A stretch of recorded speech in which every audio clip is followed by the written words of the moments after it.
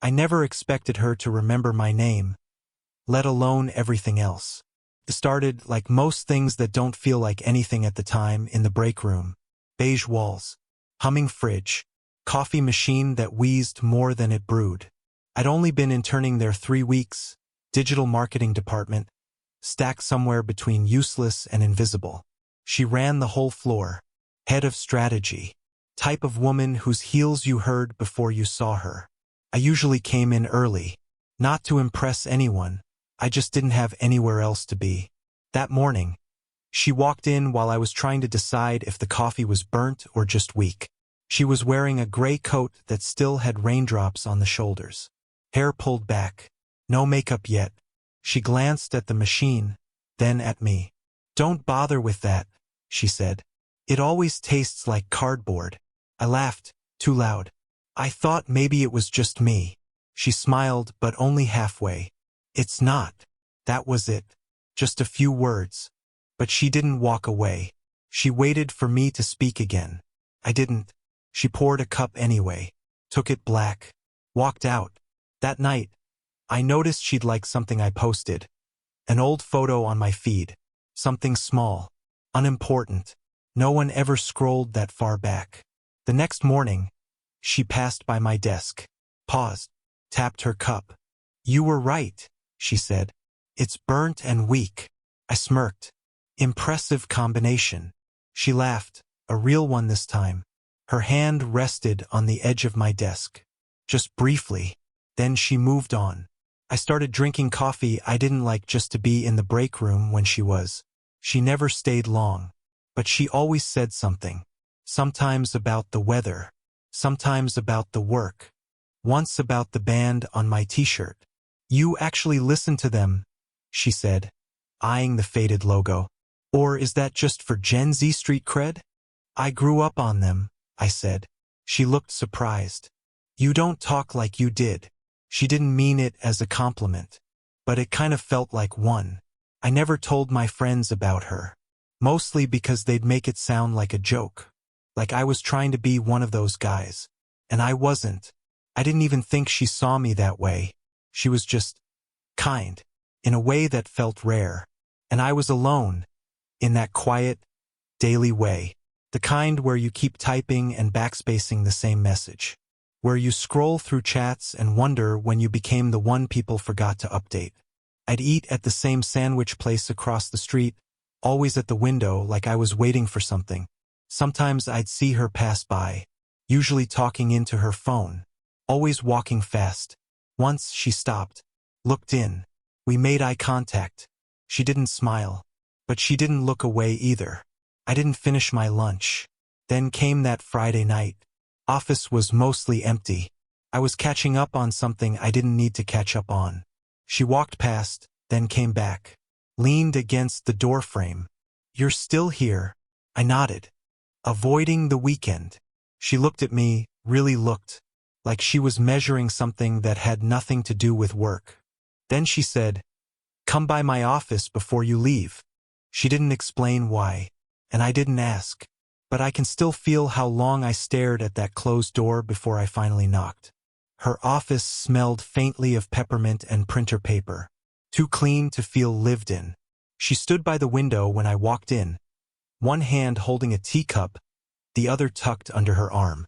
"Close the door," she said without turning. I hesitated just a second too long, then did as she asked. She finally looked at me. "You don't have to stand there like you're in trouble." I smiled, tried to play it off. "I wasn't sure." She gestured to the seat across from her desk. "Sit." The room went quiet, except for the low hum of the city below us. I sat. She didn't. "You remind me of someone," she said suddenly, still staring out the window.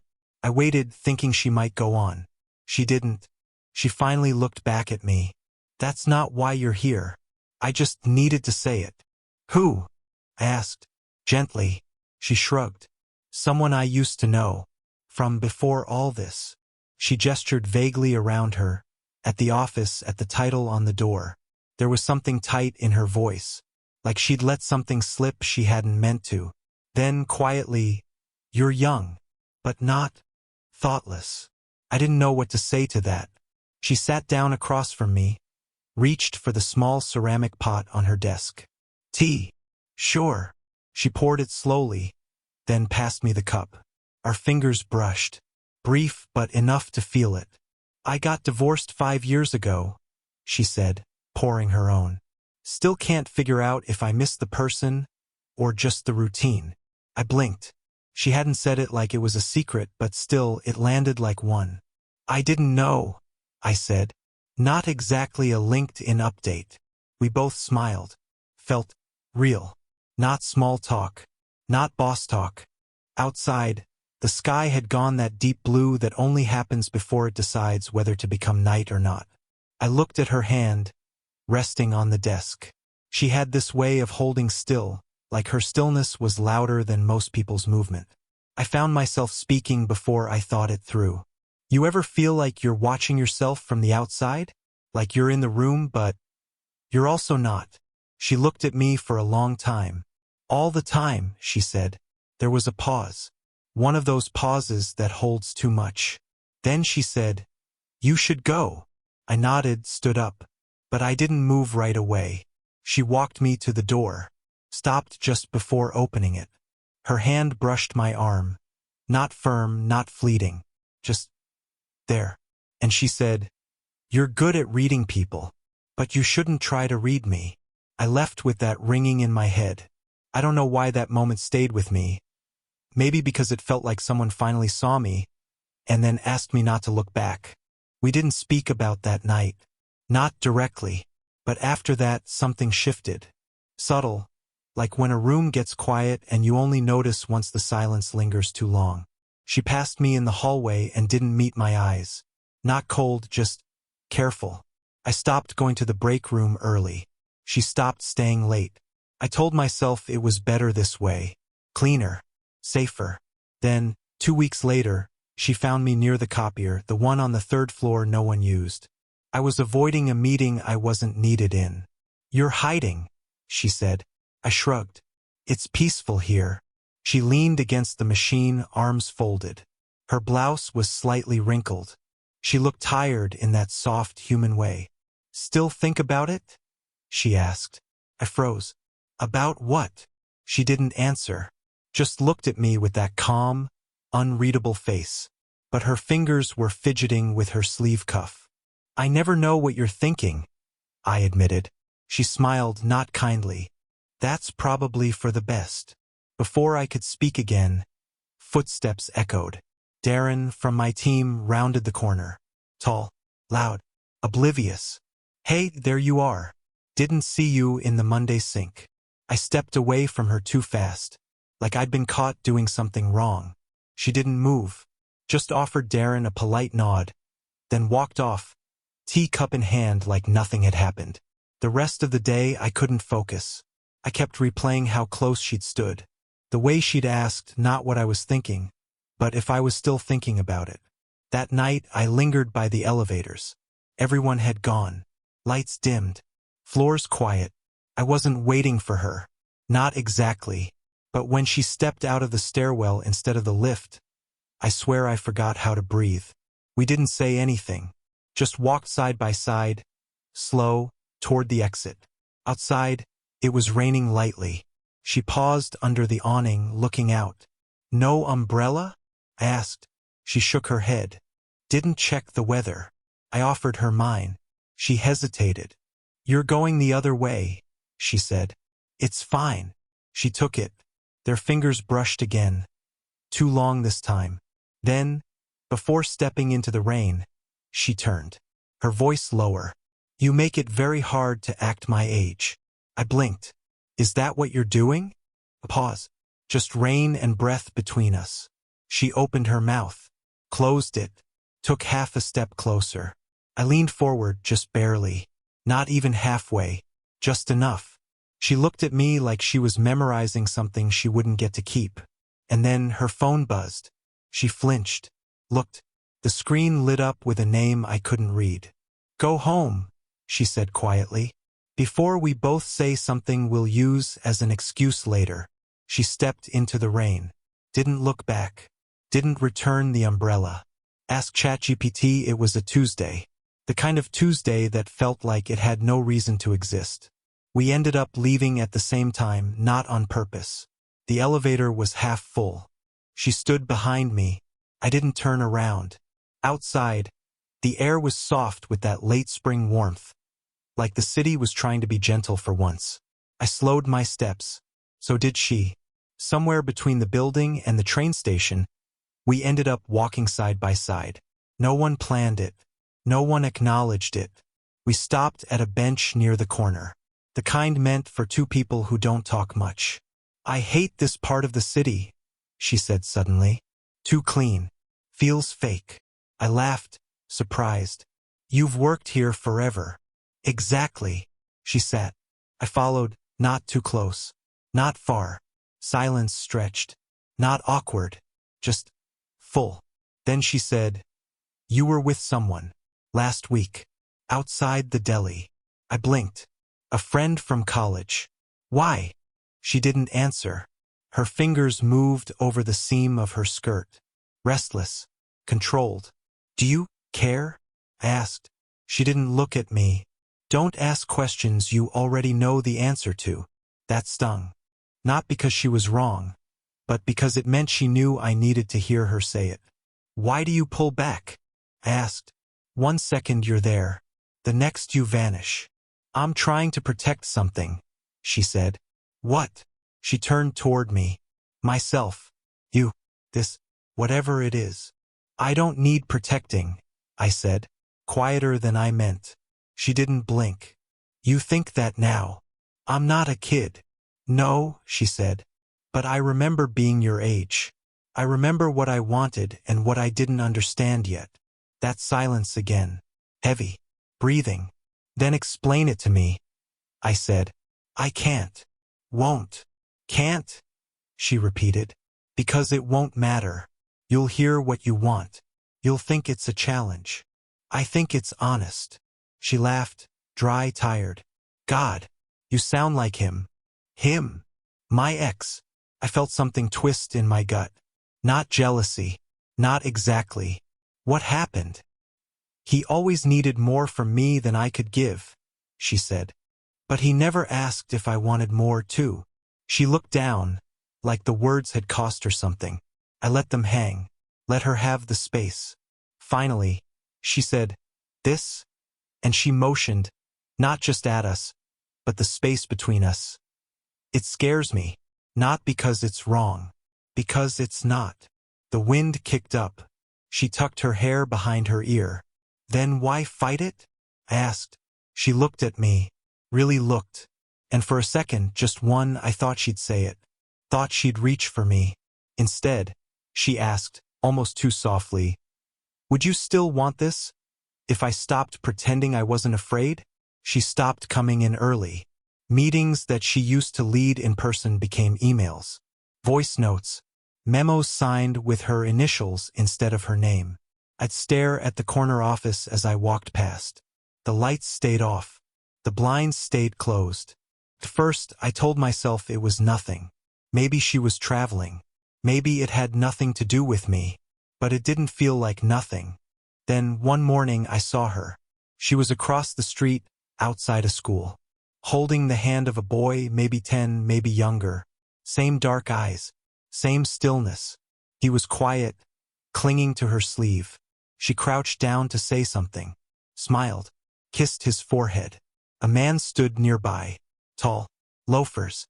Frown lines that looked permanent. He was talking, but she didn't meet his eyes.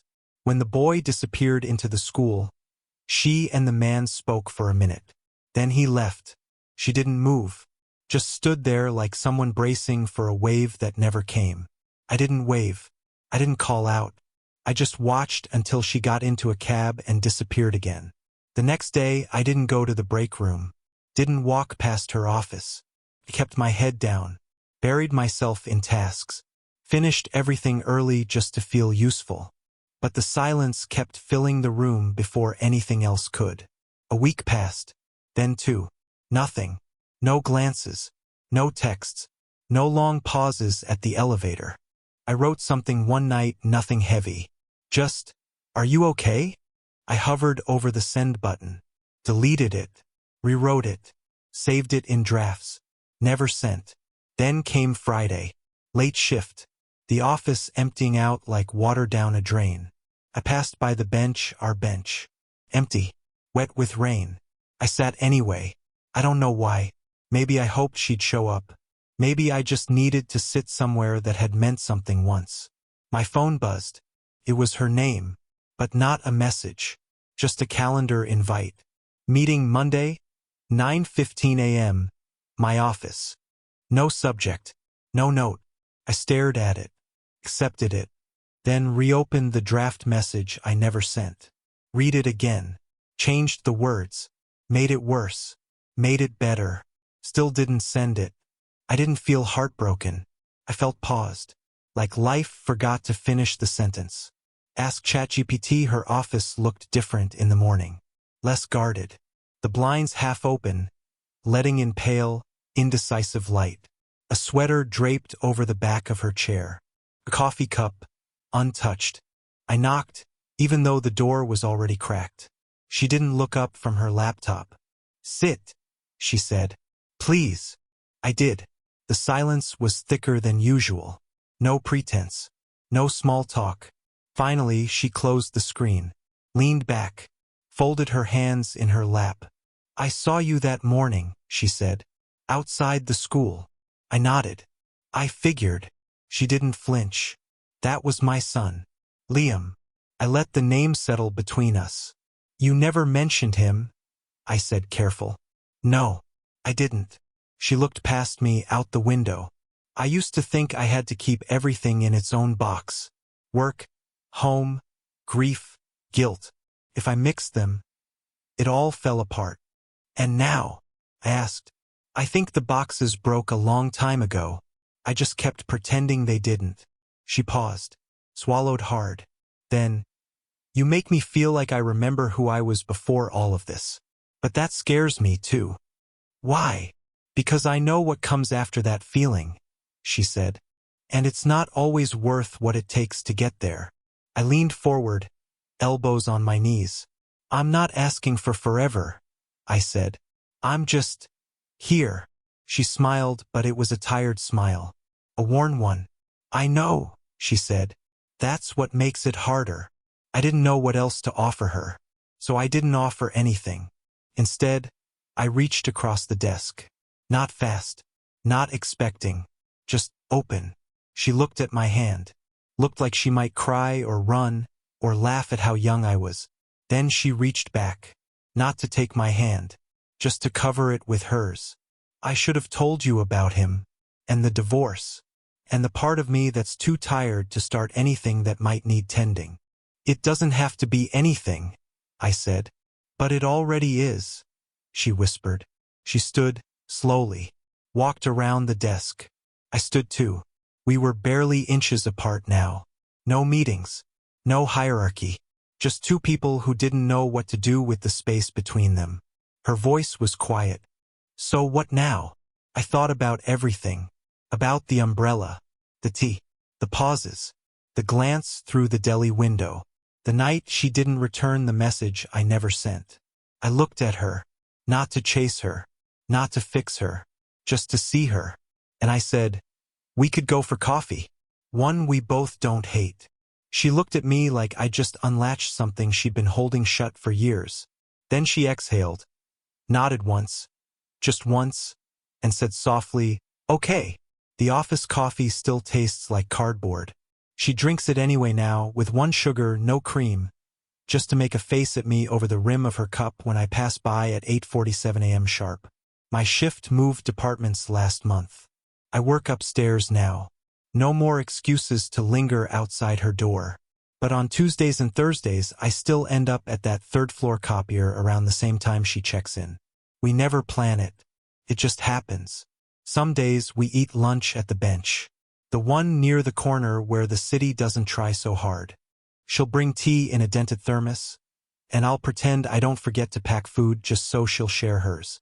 Liam joins sometimes, quieter than she is but sharper. He's got her way of seeing things without needing to say much. I don't stay the night often. She still keeps the parts of her life in boxes, but now some of them stay open. Sometimes I'll find my toothbrush in the wrong drawer, my hoodie folded on her couch, the umbrella still by her door, the same one I gave her the night she walked away in the rain.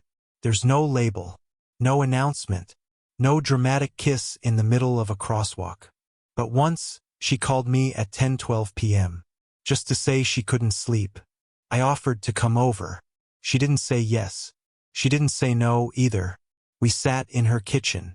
She wore an old college sweatshirt that wasn't mine. The tea was oversteeped. We said almost nothing, and it was enough.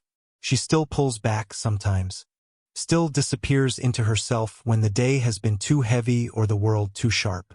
But now she lets me notice. She doesn't change the subject when I sit beside her. She doesn't pretend she isn't tired. I think that's what closeness looks like, sometimes. Being allowed to witness the unraveling without trying to fix it. We don't talk about the beginning much. The late nights, the calendar invites, the way her voice used to drop into something unguarded only after the building emptied out. But the small things stayed. She keeps a spare sugar packet in her coat pocket. Just for me. I refill her thermos without asking. At 8:47, I pass her desk. She glances up, offers a quiet morning. And some days that's the best part of the whole day. She asked me once, months later, what I remembered most. I could have said the tea, the bench, the way she looked at me that night before stepping into the rain. But I just said, the moment you didn't ask me to stay, and still I did. Did this story stay with you? What kind of quiet, real love stories do you want to hear next? Ask ChatGPT.